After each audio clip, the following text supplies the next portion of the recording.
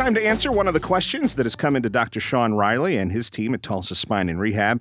Dr. Riley, this time the question has to do with shin splints. This person's training for a half marathon and continues to struggle with shin splints. Before we talk about what this person can do, let's make sure we define it. What exactly are shin splints? Sure, Scott. Shin splints are, typically seen most commonly in runners. Those are the types of folks that we see with shin splints. And it's stress or overuse of the bone or the tissues, the muscles, the tendons, and so forth with increased activity over your tibia, which is your tibia is your big shin bone. And so a lot of times just a lot of the tissues around that bone, the bone itself may become irritated or aggravated just from overuse. And it's kind of a nagging injury. It can really affect, performance and even training for a lot of folks that they have so much shin pain, they're unable to even continue to train or run. So typically you're going to feel some form of pain right there on that big shin bone, which is your tibia. You're going to feel that on the front part of your on your shin. So things that typically cause it, one of the things that we look at first and foremost is what are the mechanics like? And when I talk about mechanics, we're going to look at, do they have flat feet?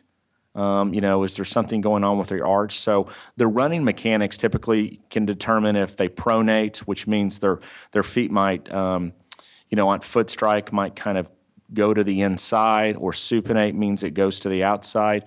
So the first thing we want to make sure they have a good shoe. And these days with these running, with the sneakers, these running sneakers that are available, you're able to go in to a running store, and they can check you out and determine what shoe is best for you. It's just like with golf clubs. A lot of us years ago, you just go out and buy a set of clubs right off the rack. And, it makes a big difference if you spend a little time and maybe a little extra money, you go in and you get properly fit for your equipment. Well, it's the same thing with your running shoes. I mean, years ago, you would just go, find a cool pair of running shoes online and buy them. But it's really important that you go in, sit down, you visit with someone that knows what they're talking about, and determine what's going to be a good shoe for you.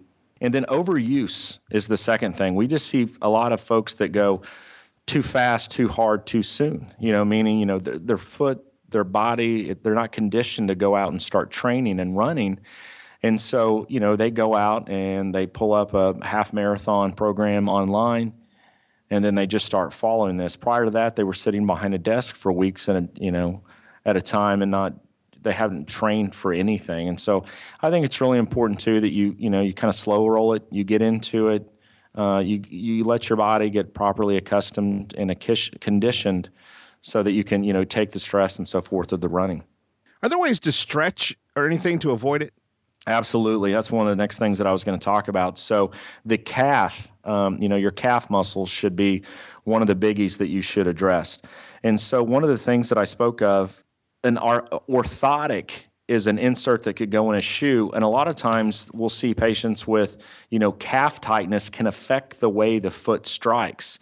So we've talked about foam rolling and doing things like that in the past, or manual therapies. Massage is a really good option to break some of that tissue up. So I would focus on manual therapies initially on the calf. So massage, active release type therapies, different things that we do here in the clinic. And then a good stretching program, just to really maintain mobility there in your calf. Additionally, we talk about biomechanically, you want to look at different parts of the body. A lot of times we'll see common weaknesses or mobility issues in the hips as well, and the glutes. So, we've talked in the past about gluteal amnesia. You sit on your butt all day long, the glutes become weak. You're typically going to compensate in some other part, or some potentially your knee or even into your ankle and foot. So we would work, we want to address maybe glute stability. And then in addition to that, we want to look at hip mobility. A lot of times folks that sit all day long, they develop tightness in their hips. That can, relate to some compensations as well. And then just general core stability. Those are just, activating your core and your trunk. Those are things that should be focused on as well. But, training barefoot, that's the last thing that I was going to speak about. That's one of the things that's there's a lot of research that's coming out these days that it's a way for you to train your arches.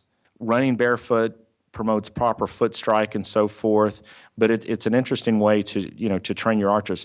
That being said, I would definitely visit with a physical therapist, your chiropractor, your physician to determine maybe what your problems are and what issues that you're having, so you're able to address the problem first. What's causing the shin splints? Is it, is it overuse? Is it a problem with your foot? Do you have weakness or tightness in your hips or your core?